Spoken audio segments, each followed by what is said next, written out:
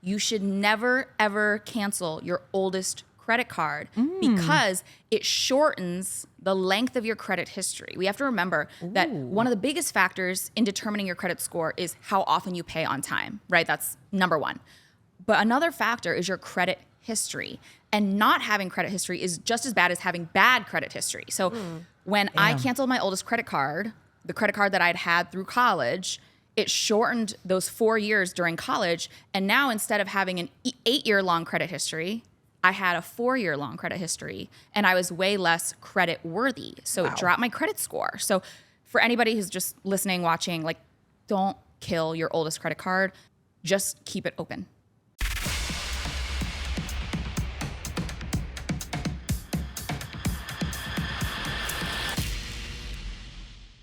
Our Rich BFF has arrived. Hey. Vivian Tu, yes.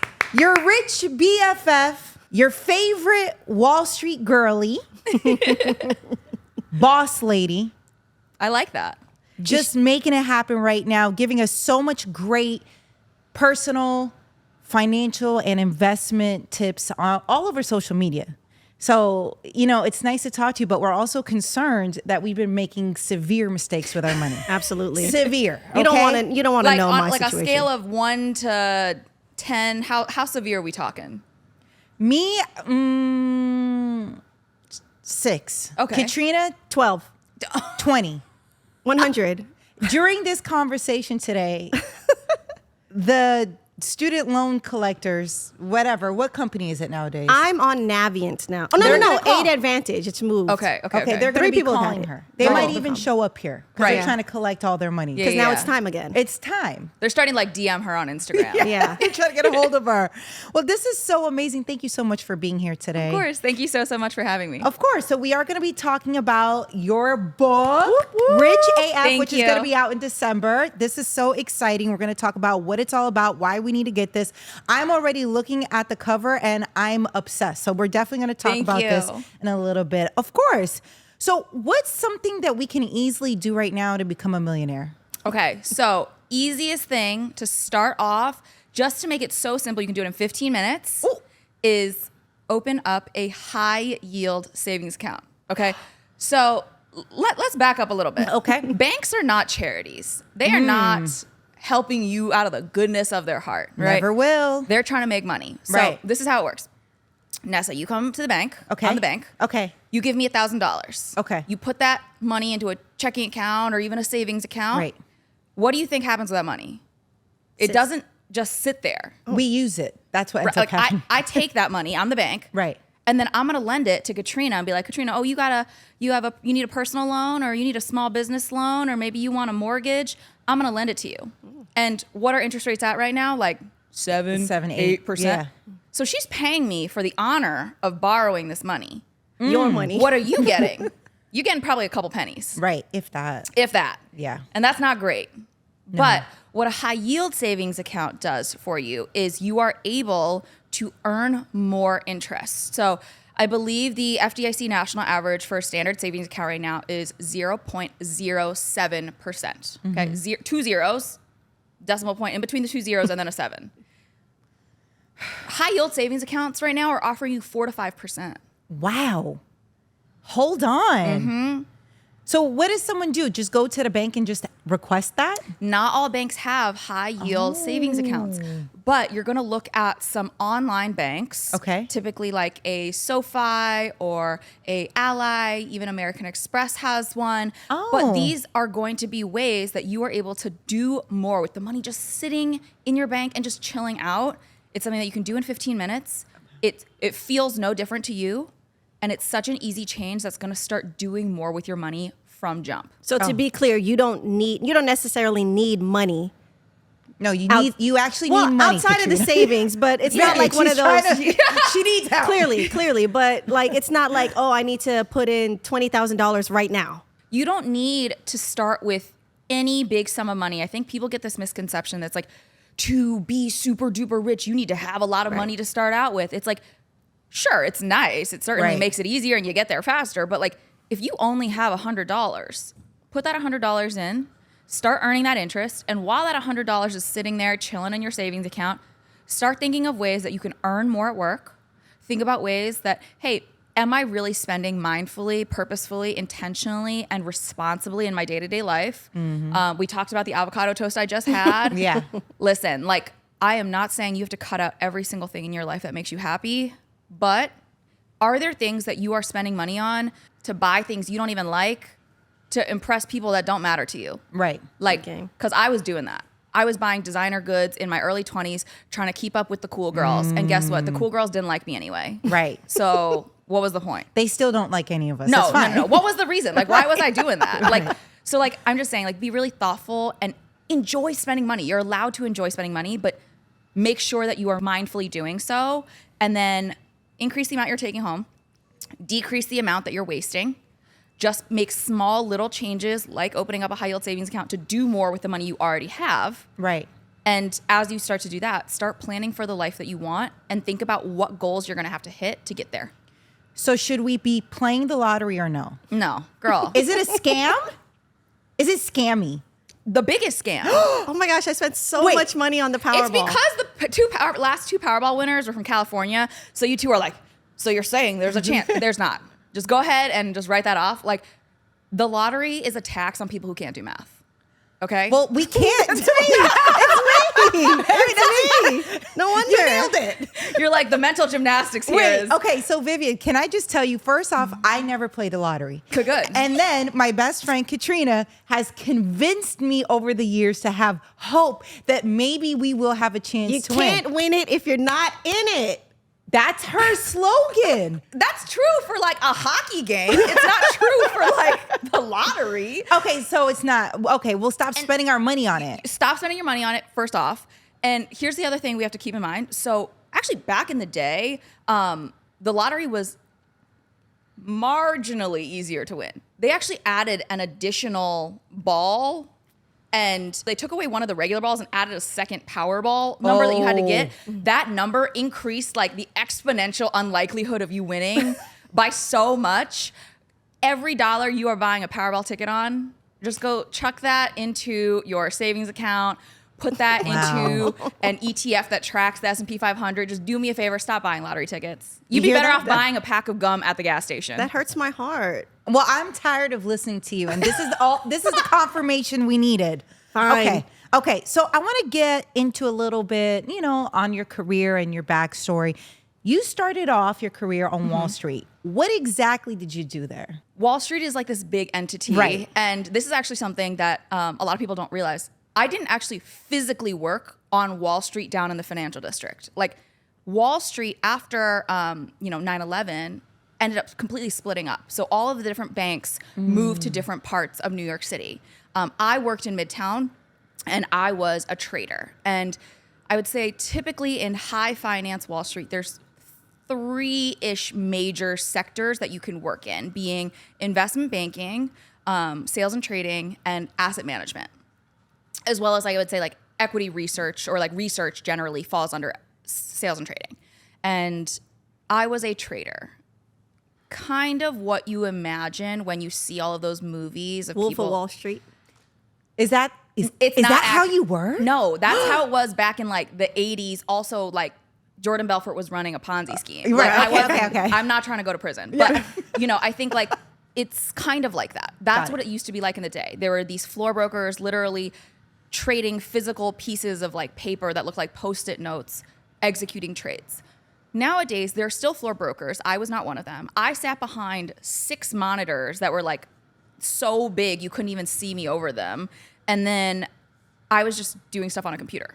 But essentially what I would do is I would work on behalf of major financial institutions, like ultra high net worth people, hedge funds, asset managers, insurance companies, when they wanted to buy and sell large quantities of certain stocks. And that is what I did for a living. So I was a cash equities trader. But other people trade other stuff like bonds or mortgage-backed securities or even like interest rates. How did you get into this career path? Girl, I got into this field because I thought there was money in it. Like they peddled this lie to me. Of course. So I went to the University of Chicago, which is well known to be like one of the best economics schools in the country. And because of that, they have a large feeder program that goes into Wall Street. And I was like, listen, like, I'm scared of blood, can't be a doctor. I don't like to, you know, read really dense materials, can't be a lawyer. Right. Was not gonna pass basic physics, so I couldn't be an engineer. So I was like, what do I have left? I have to make a lot of money because I like nice things. And because I have immigrant Asian parents and I'm scared of going home and not having money, and I don't want all the aunties to laugh at me, right? So I had basically one choice, and I was like, okay, I'll go into finance because all my friends are going into finance. They're interviewing, I'll interview. Great. I got into the business for the love of money because I watched movies like Wolf of Wall Street, and I was like, I want to have a 2-piece pink Chanel tweed suit. That's exactly what I think of as literally a woman that might be trading. Yes. When I got there, I was like, oh, shoot, it's not the 80s anymore. People aren't making that kind of money, especially in their first few years. But I was still working those hours. Right. I would wake up at 5 a.m. I'd be in the office by 5:45, exactly 5:45, because you could expense an Uber if you got to work before 6. I like this. And so I was like, okay, I'm not going to walk. I'm not going to take the train. I'm going to take my free Uber. So I got to get in before 6. And then the market would close at 4. And I would, you know, wrap up the day, finish up some paperwork, whatever. And I'd be out of there at like 6-ish. But working on Wall Street, being a trader, is a front-facing job. So I had clients. And 3 nights out of the week, I'd have client events. So then I'm going to a client event, going to drinks from 6 to 8, 9. Sometimes if the guys were like, oh, my wife gave me the night off, like, we're going to go out, we're going to get crazy. I'm like, first of all, you're a 45-year-old man. I don't want to get crazy with you. I'm trying to go, like, see my own friends. Like, leave me alone. Like, you are not fun. But, you know, there were nights that I was out until midnight, 1, 2. And then back at it and again. Then I would go home. That's right. Then I would shower, and then I just like a quick prayer, like, please allow me to survive this day. And then I would eat like a handful of cold grapes, which was like all we ever had in the fridge because I was like an irresponsible 20-something who never bought groceries. I think that's better than what we were doing. I mean, we probably had Gushers or fruit roll up. I mean, at least you had grapes. Same. Yeah. I would eat my cold grapes and be like, oh, these grapes are going to like take me through the day. Yeah. And then I'd go back at work at 5-something a.m. and I would sit there and I'd be like, yeah. I'm just like trying to survive. And, you know, it was a lot of fun. There's like a little bit of glitz and glamour to it, right? Like you're in the business, you're getting to go watch the Red Hot Chili Peppers in the box seats at Madison Square Garden. I'm being taken out to a steakhouse where the bill is coming out to thousands and thousands of dollars. Like I was living in a studio with another girl, like Charlie and the Chocolate Factory style. So like to be able to do these things at 22, 23 years old, like there was a little bit of that allure. But it was also a lot of hard work because I was grinding, putting in 14 to 16 hour days. Do you feel like it was worth it? I learned enough and I cut my teeth in an environment that set me up to have the type of work ethic and the type of can-do attitude, but also just like the ability to like figure shit out. Yes. Right? The unrelenting ability to just not take no for an answer. I wouldn't take it back. I wish I had had a better positive experience in some regards that I hope like other young women who join the industry don't have to go through. You spoke about your parents, them being immigrants. What do you think you learned from them, or maybe what you did not learn from them about finances? I don't know how you guys grew up, but like my parents were immigrants. They were very much the other shoe is always going to drop. Like cash under the mattress type of beat.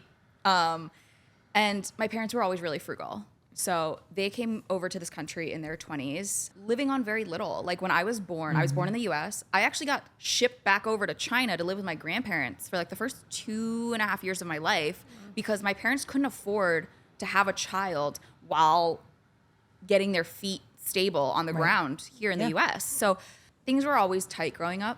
I don't think they ever really let me on to like how tight things had gotten. But, you know, we were coupon clippers. My mom still to this day washes Ziploc bags. Like, there's that one trash bag in our kitchen filled with other bags from the store that we are reusing. For sure. My parents pioneered the eco-friendly movement before it was cool because they were cheap. Right. Like the box of cookies was actually a sewing kit. Of course. I think that helped me be really good at saving and really good at budgeting because I was like a squirrel. I'd be like squirreling money away. I'd be like, I got to save this for a rainy day. I can never spend this. I'd love to save. But the conversation of like investing, growing my money, demanding my worth, asking for more was so foreign to me because especially in an Asian immigrant family, the expectation is to like, I don't know if you guys watch like Fresh Off the Boat, but like don't make waves. Right. Like be good, dutiful, put your head down, work hard, and people will notice you. Like be for real. No, they won't. Like you have to like shout it from the mountaintops through a megaphone what you are doing for people to actually acknowledge the hard work you've put in. And like, I just don't think that's something that like my parents understood about Western culture. And it wasn't until I started my job on Wall Street and I met my mentor who she was like, yeah, you got to ask for a raise every year. You have to be pounding the table, sending about an email, patting yourself on the back, talking about how smart and cool and great you are because no one else is going to notice. That's a fact. Yeah. It's hard though. And on top of it, just how I feel like society has us programmed, where I just don't feel like it's the same for men in that way, in my opinion, right? But They it's can not go just have your a family. opinion. They're not thinking about, oh my gosh, I got to go on paternity leave and then I got to come back and work. I think there's a little, obviously, not everybody, right? We're not generalizing, but I feel like even for me, when Katrina and I decided that we wanted to have families, I mean, it was a little bit, in my opinion, a bit easier for Katrina because we worked together primarily. I'm the boss, right? So I was very understanding of the situation where I have, you know, employers and I am the employee at my radio station. And, you know, even no matter how supportive they may have seemed, I still was very uncomfortable. I was scared. I didn't know what that meant. Are they going to get mad at me? And these are thoughts that a lot of us have. Can I tell you, that's not like an anecdotal thing. You're not crazy. You're not, it's not in your head. Statistically speaking, if you look at who gets paid the most, right? And who gets paid the least, single women, married women, single men, men with families. Why is it that women with families are valued less than men with families? Because the expectation of child rearing or keeping up the house or whatever falls on women. Yes. And so it's crazy that having a family is a career benefit to a man and having a family is a career detriment to women. Yes, Vivian. Yes. Yes. Like, it's the reality. People don't want to talk about it. No, this is a fact. And it's also the mental load because you see all of those videos on TikTok or whatever about like being like, oh, my husband just helped me with the dishes. I'm so thankful. I'm like, helped you with the dishes? Did he not eat? Like, oh, he helped change the diapers. Like, is that kid not half his? Yeah. Like, He should be doing these it's not things. helping. It's not helping. Right. It's just doing. Right. Doing the Right. dishes. The dishes that you Absolutely. share in the home that you live in together. Like, Right.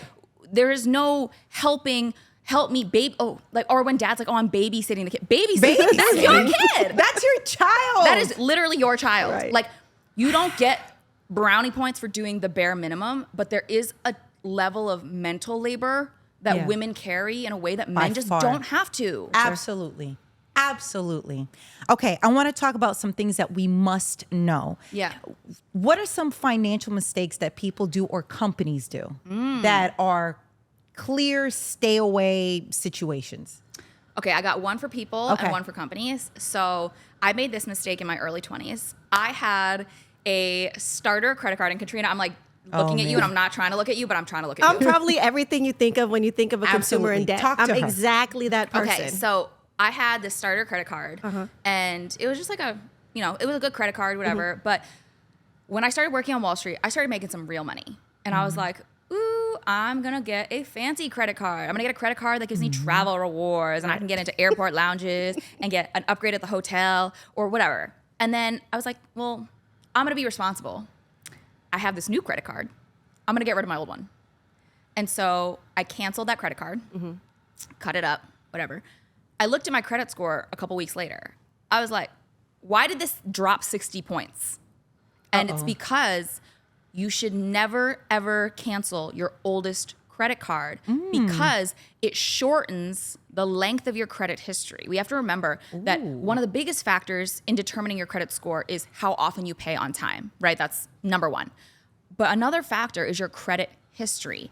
And not having credit history is just as bad as having bad credit history. So when I canceled my oldest credit card, the credit card that I'd had through college, it shortened those 4 years during college. And now instead of having an 8-year-long credit history, I had a 4-year-long credit history, and I was way less credit worthy. So it dropped my credit score. So for anybody who's just listening, watching, like, don't kill your oldest credit card. Upgrade it, downgrade it, do whatever you need to do with it. Like, put a recurring charge on it. What I do now with, like, you know, starter credit cards is just put like my Netflix subscription on it. So I'm like, I never have to think about it. I put it on auto pay. It's, you know, $15-$20 a month, no biggie. Just keep it open. So we don't ever shut it down? Not your first one.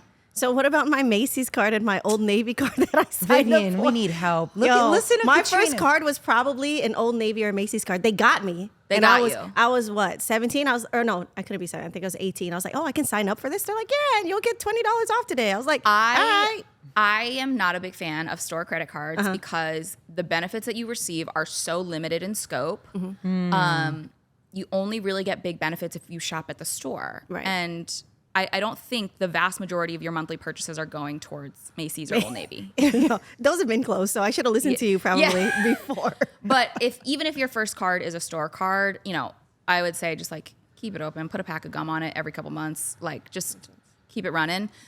Don't put all your purchases on it. Certainly find a credit card that like fits and meshes well with your lifestyle. If you have a family, you're always buying groceries, buying gas, putting it in your car. There are certain credit cards that are really good for that. Oh. If you are a yuppie like me who lives in a major city and every single dollar you have goes towards travel and eating out, like That's right. you know, there's also a credit card that's good for that. There's a credit card that is good for everybody, keeping in mind the entire premise of this is that you are able to pay off that bill and the full balance in full on time every month. We do The full not balance. Katrina. What, we're not making minimum payments? $25 is not enough? No, never. Never. We don't make minimum payments because you know what that means? What? You are paying more for the things that you bought. The interest. And we don't like paying more for stuff. No. Like, can you imagine? You come into a store, I'm like, hey, Nessa, like, do you want to pay $50 for this shirt or do you want to pay $60? Which shirt would you choose? Right. The cheaper one. The cheaper of one. course. Why would you ever pay $60 for a $50 shirt? Because if you are rolling a balance, that's what you're doing. You're paying more for the things that you bought, and we don't like doing that. So we want to pay our credit card bills in full on time every single month, and we are not putting things on our credit cards that we cannot afford to do that with. You hear Katrina typing. That's She's game. taking Yeah. notes. She's taking notes. Okay. On time. What is an emergency fund? Why should we have it? Why is it important? This is your rainy day fund. This is so important. I'll tell you a story. On my 25th birthday, I had booked out this bar to like hang out with all my friends. And before we were right about to go to that, I was like, oh, I don't want to get drunk too fast. Like, I'm going to make myself a little sandwich. So I took a bread knife and I cut this baguette. The knife slipped off of the crusty top. And all I see is part of my finger fall onto the counter. I know this is like, you guys got to put like a content warning on this. Wow. But I looked down, I'm like, oh, this ain't good. And so my now fiance, then boyfriend, jumps into action. He grabs the nub, puts it in a Tupperware, and He's great. He's great. He's awesome. We rush to Mount Sinai Hospital. Birthday party's canceled. They shoot my finger full of lidocaine. They x-ray me. Ends up being a whole process. Fortunately, my finger ended up being okay. But a couple months later, I got hit. The total bill was like $16,000. After insurance, I owed $1,300 or so. And that was crazy to me because I was like, $1,300 for a birthday party I didn't have at Mount Right. Sinai. Like, awesome. But this is what an emergency fund is for. Things are going to crop up in your life that you don't expect. The tire's going to fall off your car. That's right. Your roof caves in. You know, kid breaks his arm riding his tricycle. Like, these things happen. And when these expenses come up, you don't want to go further into debt. You don't want to have to put these expenses on a credit card. You want to have money set aside for these little accidents. And because I had an emergency fund, I was able to pay off that medical bill in full. And then I spent the next couple months building that emergency fund back up. But if I didn't have that money, that would have been a problem. That medical bill would have gone collections. And we don't want that to happen. Right. Because I think, the rules have changed a little bit now that medical bills aren't as large of an impact, if at all, on your credit score. But back in the day, when this happened, like, they were going to tank my credit score if I did not pay that medical bill. That's right. And so it was just really important to make sure that you have that money set aside for emergencies when you need it. Do you put some away monthly? What's like the best way, the easiest way for somebody to start an emergency fund? Monthly is easiest, but what I like to do is a lot of us, like very few of us actually get a physical paper check that's like, here's your pay. It's typically just direct deposited, via the interwebs into your bank account. Right. And what you can typically do on your employer portal is say, hey, I want 90% of this to go into my checking account. And then you can actually put 10% of it into a separate savings account. And then you don't even see that money come into the bank account. And for me, out of sight, out of mind, because for a while when I didn't have this system, I would see all this money come in and I'd be like, I have all this money to spend. Right. And when you don't see it, you're like, ooh, things are tight. I'm going to try and like keep my lifestyle within these bounds. Yeah. You're going to feel better. But then all the while you have this 10% going in every single month into this secret savings account where today you is taking care of future you. Absolutely. So personally, how many different accounts should you have? I know you said this emergency account, then you have your personal checking account. Like what kind of accounts should we be maintaining and how much should we really be putting in toward them? I think it really depends on how many goals and savings accounts you need. So what I will say is I have different accounts for different expenses. So I have like a regular schmegular checking account that pays my credit card bills. I have a separate bank account that pays my mortgage. I have a separate savings account that's an emergency fund. I have a separate savings account that's my wedding fund. And I have different pots of money essentially for different goals. That way, it's not a problem if the credit card bill and the mortgage payment hit on the same day. I got money in those two accounts separate, set aside for those things. But also, I don't want my wedding fund to like absorb my emergency fund. I need to have break my arm on the subway stairs money while also having, flowers and DJ money. Right. Tablecloth linens. Right. Yeah. Stupid stuff. Right. You pay $1,000 of tablecloth linens at a wedding. You would do it though, Katrina. You have to. Otherwise, you have uncovered tables at your wedding. You would do that's it. one thing. I've been to so many weddings that my friends would be like, just these white linens that we're ironing cost $1,000. I was like, what? When should someone start saving money, especially if they're working at a place that doesn't have a 401k, a pension, and they want to start saving money for their retirement? How does this work? When do we do this? I feel like obviously you could tell by this conversation we are far behind. So I want to There's help no such others. thing as far behind, okay? The best day to start was yesterday. Second best day is today. I like it. So don't feel bad. And also, I think we shouldn't feel bad because they don't teach us this stuff in school. Right? It's such a shame. Like you learn so much in those 12 years you are like federally mandated to be learning. It would have been nice to learn about how to file a tax return. So the first year I did it, I didn't think I was going to jail. Right. Like, am I committing fraud? Like, Right. I don't know. We can start saving for retirement as soon as humanly possible. So for a lot of us, in the adult world, this means after we complete any sort of higher education, whether that be a trade school, beauty school, college, what have you. Right. When you get onto the working world, even if your employer does not offer an employer-sponsored plan, you can start something called a Roth IRA or an IRA for yourself. And that is a great way to just set some money aside. And what that does is it's a 1-2 punch. One, setting aside money and investing it for your future is great. But two, you get to save on taxes. And I'm trying to give the government as little as humanly possible of my tax money. Tax codes are written in a certain way to incentivize you to do certain things.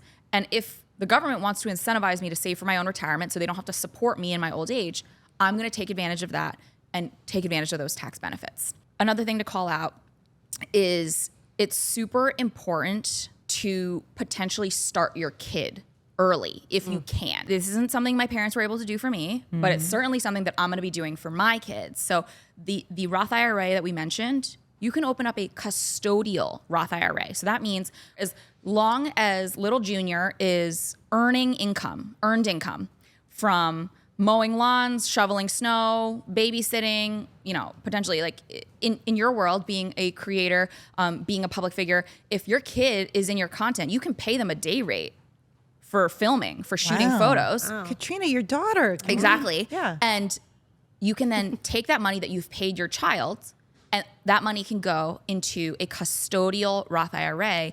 And what that allows you to do is start helping them save and invest for the future when they are sub 18. Right. And so you get a head start. That's great. You actually spoke about that a little bit with Drake's album Yes. For All the Dogs, the artwork for it, Yeah. and how that could benefit his son. Okay, so break that down for us, how Drake can actually take advantage of this for tax purposes, right? What Drake could do, and to be fair, I am making some assumptions here. It was to illustrate a point. Right. But I'm sure Drake is very savvy. He's got a full team of people who are very savvy, and I'm sure they did this. So Adonis drew that like freaky looking dog thing, okay, the little demon dog. Yeah. So Drake can then pay his son a licensing fee for that image. So say he's like, okay, I'm gonna pay Adonis $6,500 to license this image, okay? Adonis now has $6,500 of earned income. Mm-hmm. Drake then goes and opens up a custodial Roth IRA. Okay. Adonis and Drake put that $6,500 into that custodial Roth IRA. Okay. They then select investments. So Drake's like, okay, well, my son's pretty young. Like, I'm going to just put this money into an index fund that tracks the S&P 500. We'll just buy some VOO, no biggie. If they then continue to make an earned income for Adonis every year, whether that be through some like little rap he does or like a little feature, like, whatever, like kid stuff. It's like cute. Right, cute stuff, yeah. Cute stuff. His son is in the public eye, so it is certainly a real business expense for Drake to have him in marketing materials, Sure. images, videos. He's in the music video, whatever. Like, he can pay his son. They can put that money, they can max out that Roth IRA every single year. And if they do that just up until the point he's like 18, the kid will retire a multimillionaire, even if Drake does not leave him a dollar of inheritance. Does the son have to pay taxes on some of this? Like, how does that work if he's getting earned income? You don't have to pay taxes up until you hit a certain threshold. Right. Obviously, Adonis is a dependent of Drake, so there's likely a little bit of a more complex tax situation, Sure. given that Drake is not only a dual citizen of Canada and the U.S. and makes a ton Right. of money from different, jurisdictions. Like, listen, his tax situation is very complicated. Yeah. But for the most part, that money going into that Roth IRA is not really going to be that impactful in terms of that child's earnings. So it's totally fine. 2 for 1. Drake Yeah. gets the benefit. Yeah. Adonis makes some money. Yeah. Oh man, where am I at? What is compound interest and why is it important to start? This is a question that people give me all the time, and they're like, "Oh, I want a compound interest account." I'm like, We've heard it. "That's not like a thing." Like, Okay. there's Well- no account called a compound interest account. Investing leverages the principle of compound interest. So any account that allows you to invest is a compound interest account. But essentially, this is how it works. Say you put $100 into an account that gives you 1% back or earns you 1% every year. Okay. Okay, so you put in $100. At the end of the year, you have $101, right? If you don't add anything to that account, the next year, what are you earning 1% on? Uh-oh, we're not good with math. $101. $101. Yay, Katrina! You're not earning 1% on the 100. You're earning 1% on the 101. Basically, it means your money earns you money over time. And it's like a snowball effect. Right. Because the more money you have, the more money you can earn. And the earlier you start, time can earn that money. The snowball has more time to roll down the hill. Like, imagine even if you have the world's largest snowball, if the hill's only this long, the snowball can only get so big. Whereas even if you have the tiniest, weensy, littlest snowball, but your hill's like enormous, it's gonna have so much time. And by the end of it, it's this boulder of a snowball. Right. And so it's just really important to remember that investing and making your money grow for the future, it's not about timing the market, having a bunch of money, picking the perfect investment. It's about getting started early and often. It's always so overwhelming, especially like you said, immigrant parents. I have no idea. They never taught us. It feels like a gatekeeping situation where people don't tell people how to do these things. I mean, what would incentivize, those communities that have had this information to tell you, right? So Right. I joke about this all the time. I'm like, the BFFs are the leftovers. We're the women, the people of color, the LGBTQ community, people who grew up low income, people who are immigrants. The male, pale, and stale community has had a monopoly on generational wealth for a while, right? And you had these rich dads taking out their rich sons onto these golf courses and being like, all right, Timothy the seventh, like, let me show you we're going to tee off and I'm going to explain to you how a portfolio works. Those communities are not incentivized to explain how this works to people like us, people who look like us, because they need people to flip their burgers. They need people to pump their gas. They need someone to work at, the local Walmart and scan their the light bulbs that they just bought. They don't want to help the people at the bottom. They want the people at the bottom to keep fighting with each other, thinking like, oh, you versus me versus like, oh, maybe we should think about the people at the top of this triangle. It is so critically important for these underrepresented communities to learn about money. Because you know what happens when money enters the pockets of those communities? It gets filtered back into those communities. So when you give someone like me money, that money goes back into AAPI causes. It goes back into my local communities in Chinatown. When you give money to the LGBTQ community, they start the new gay bar in Hell's Kitchen.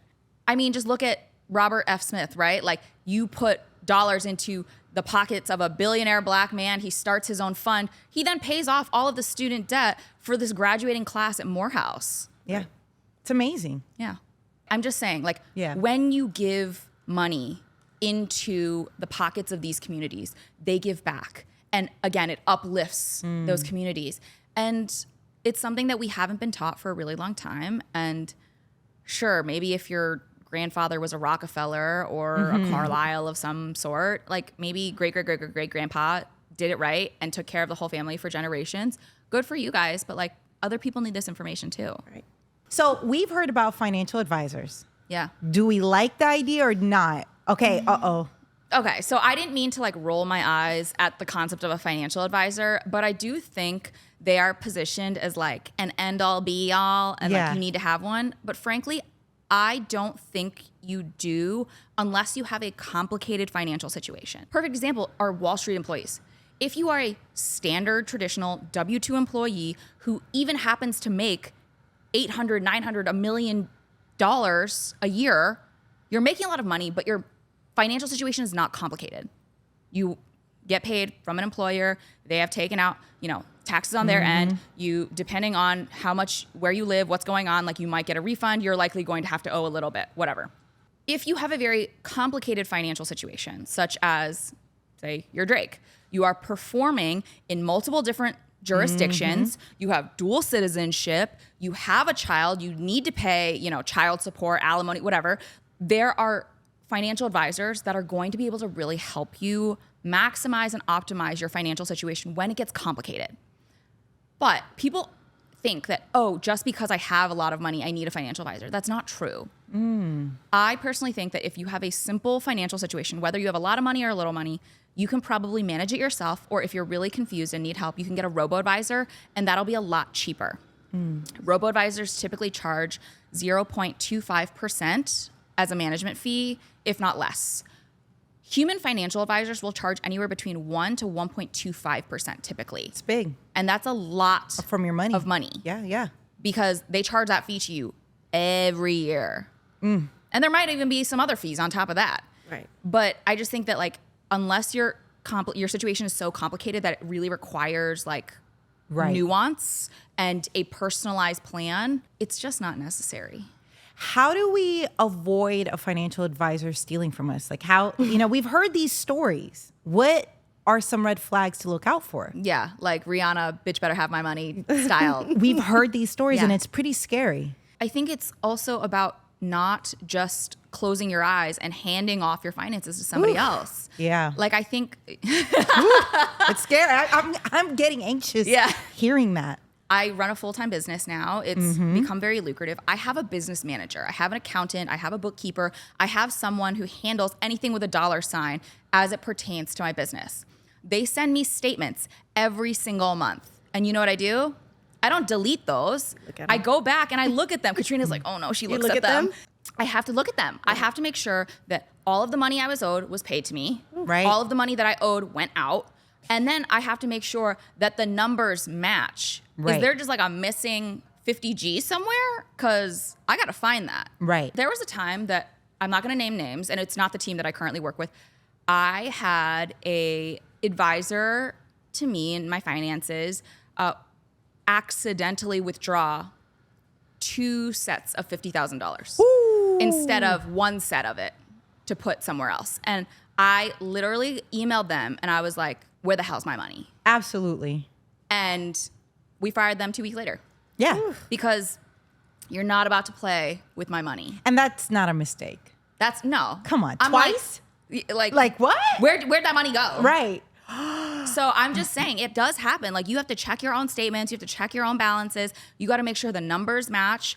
And I feel very lucky that, you know, my fiance, he works in finance. We both have that background. So I'll check and he'll check and then we'll check each other's work. That's good. Oh, that's good. That's good. We run our house, we run our business very tight. Yeah. Because if something's off by more than like a rounding error of like $1, I'm asking questions. Right. So I get it. People like Rihanna, when they get to that level, they are busy, but you still got to make time to check out your own financial wellness because nobody else is doing it for you. Oh, gosh. When it comes to relationships and finances, do you think it's a good idea for somebody to check somebody else's credit score before they go out on a date with them? Or is that doing too much? It's not doing too much. I will say, one of my friends is quite a bit younger than me, and she's like in the dating scene right now.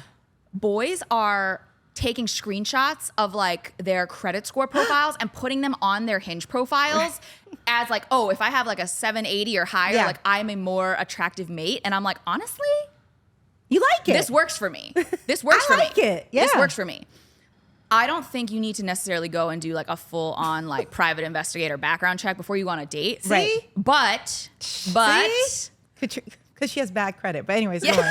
I don't want anyone checking into my background, but go ahead. But I will say, I am someone who brings up finances on the first date. Let's go, Vivian. Because you are either dating to get married or you are dating to get your heart broken. Right. You are dating for a lifelong partner or what? Like I guess you can like just like have a one night stand, which is great. Like I think you talked about a whole phase, right? You talked about you have to have a whole phase or I don't trust you. Dating for fun. But in a whole phase, should you be...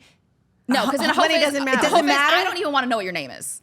Yeah. Okay. So we don't care what's in their bank account. No. Okay. Because whole phase is completely different lifestyle. Like whole phase is don't call, don't text. I'm not giving you my number. Please don't remember where I live. Delete this Uber ride from your Uber history as soon as you get home. Oh gosh. But in life, when I'm really looking for a partner, when I'm looking for someone to build with, that person has to value $1 the same way I do. That means on the first date, I'm asking about money. I'm asking, what does your dream vacation look like? What does your happily ever after look like? What job would you have if money didn't matter?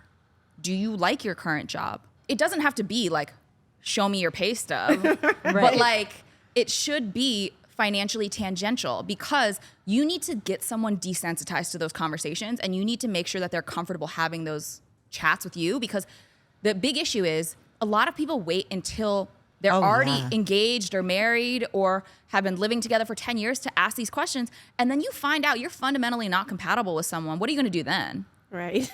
Like it's a little late.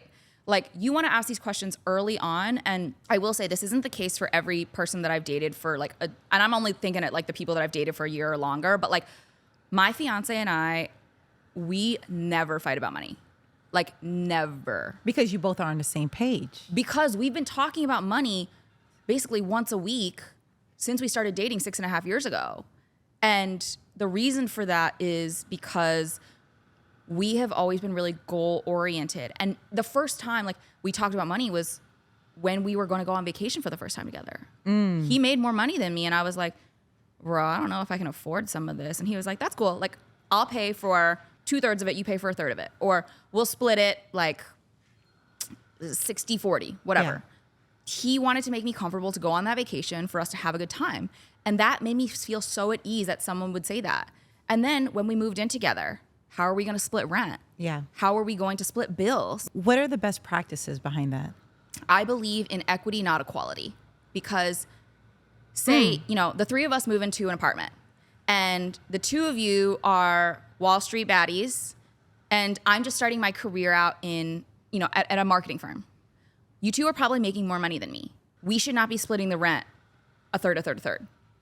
You guys should pay a little bit more, take the bigger rooms, but we shouldn't be paying the same. And in the same way, when I moved in with my partner, especially when you're sharing a bedroom, right? Like it's very easy to be like, let's 50-50 down the middle. I'm so sorry. I don't ever want a 50-50 partner because a 50-50 partner is going to look at every single transaction and nickel and dime you. I want a partner who is okay with being 80-20 one day and 20-80 the other day. I love that. Because you need to be able to pick up where your partner has down days, down moments. And for us, for the first 5 years of our careers, he made significantly more money than me. And it wasn't until relatively recently when having Your Rich BFF as my business, I started making significantly more money than him. And at no point in the first 5 years did he ever make me feel any type of way about making less, paying less, not being able to pick up my half of the rent.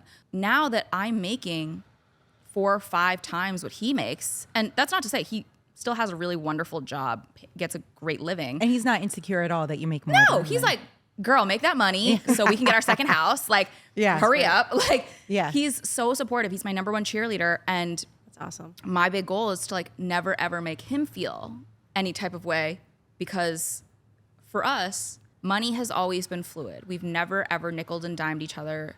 Nobody's Venmoing each other for light bulbs. Like, I see some of the couples that are like Venmoing each other for like coffee. And I'm like, that's gross. I feel like that was a red flag early on in the relationship. Like if someone goes out on a date, I just feel like if they immediately come out and say, let's go half on this. Oh, I'm just saying, I've never been on a second date with anybody who made me split the bill on the first one. It's not happening. No, why would I? No thanks. You invited me. Yeah. Right. So then Pay up. Are you guys doing joint accounts? We do. So we do yours, mine, and ours. So we have an ours account that pays like our mortgage, just like regular groceries, the electric bill, the Wi-Fi, whatever. We also have mine accounts, which are like lash extensions, mani-pedi. I go out with the girls for brunch. I get to have a good time and I don't need to feel bad about it.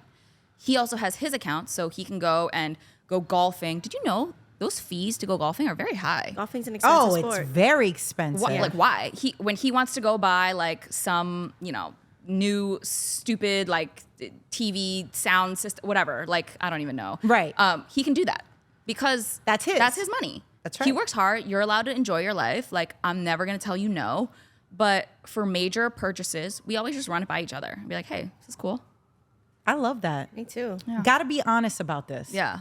So if someone's deciding to get out of a relationship, do you think it's wise or is it shady if someone holds the breakup until they get their finances right? Assuming they live with this person, they share bills, but then now they want to exit. Wait. What do you mean by that? Someone wants to exit a relationship. They're living with their partner. They split a lot of the bills. It helps them financially. The person wants to get out the relationship. Should they plan their exit strategy before calling it off? Or should they just end things?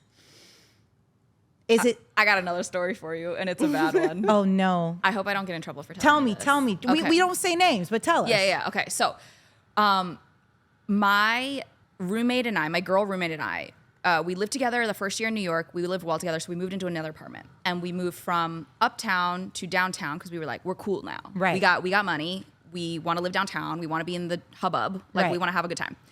Apartment ended up being roach infested. Oh. And I never slept one night in that apartment. And I moved in with my boyfriend at the time, now fiance, and she moved in with her boyfriend at the time. And oh, man. We lived with our significant others for a month before finding a new apartment. We paid like $8,000 to break our lease. It was like a crime. I cried so much about this. It was horrible. But we all know what happened to my then boyfriend. He is now my fiance. The day after she moved out of her man's apartment, they broke up. Who called it off? She did. She was like, I literally hate this guy. I pretty much stayed with him to have like a place to sleep at night. Is this smart or shady? Listen, you got to do what you got to do sometimes. But I don't think it's a good idea to like string people along for their money. Right. I think she was in a tough position. And in particular, I think living with him, she learned a lot about him that she wasn't comfortable with, that she didn't know about before living with him.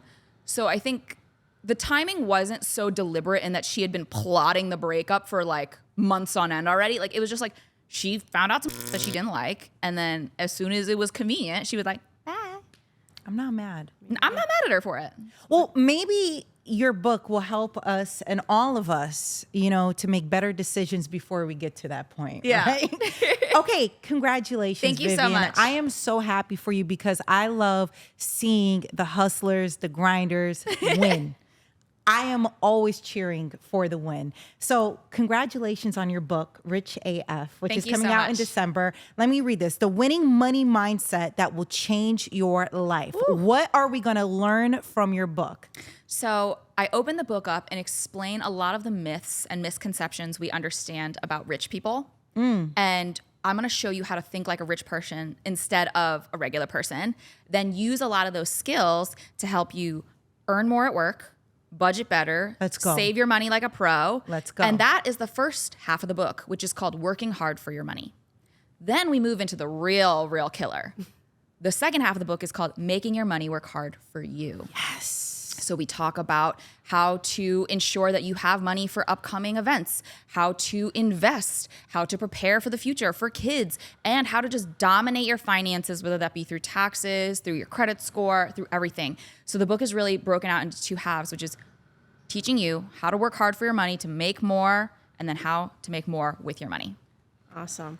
Can I just tell you, I just opened up a page and I see zero-based budgeting. So you have just so much information in here to help us step by step. Where were you in our life early on? Seriously, before we got into all this debt, we don't know what to do. We have kids now, but we are going to do everything you said today. Yes, I took notes. Good. We're here. We love all of your videos, all of your hacks, all of your tips all over social media.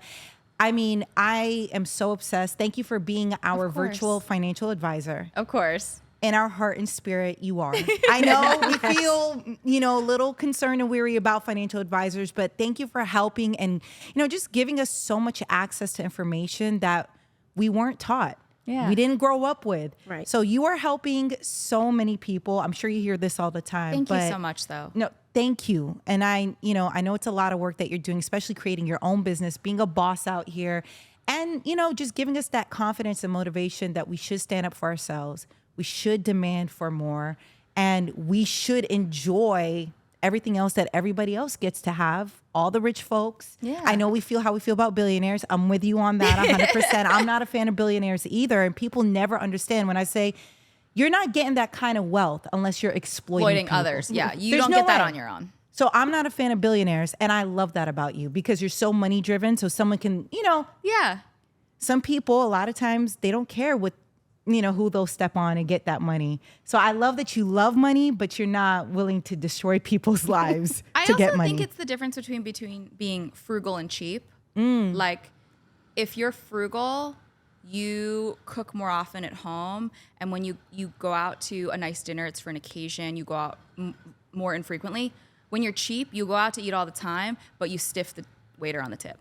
You don't need to treat people with, you know, unkindness. You need to be good to people. Absolutely. But you can also want good for yourself. Let's go. Vivian, this is out in December. Yes. Rich AF. Great holiday gift. But really, just get your mind right. And again, I can't explain how the information you share is digestible. It's relatable. 100. It's stuff that we can take in. And I just wish we had this early on. But nonetheless, our kids will have this. And you'll be advising us forever. And make sure you check out Vivian's podcast, Net Worth and Chill. Net Worth and Chill. Such funny topics on there. That's how I found out about the hoe phase. And Oh my God, my dark hoe phase. It was, it's okay. you know, we all had one. It's okay. And you know what? It's fine. By the way, I know you just came back from a girls' trip, and I agree with you. in the early stages of a relationship, I always encourage people to go snooping through their, 100%. Check his phone. person's Check phone. his phone. Absolutely. And then check their bank account while you're there, just to make sure you're getting with somebody that's responsible They're with their really finances. pushing the full PI background check before the first date type of thing. Yes. Which I'm like, you know what? It's not the worst thing you could do. Absolutely. Well, Vivian, thank you so much. Of course. Rich Thanks. AF out December. Get it, support, and thank you for everything. Of course. Thank you so much. You can find me across social media as Your Rich BFF, and you can get the book at richaf.me. I made the URL a manifestation because all of us deserve to be happy, healthy, and wealthy. Oh my God, I love that. Thank you so much. Of course.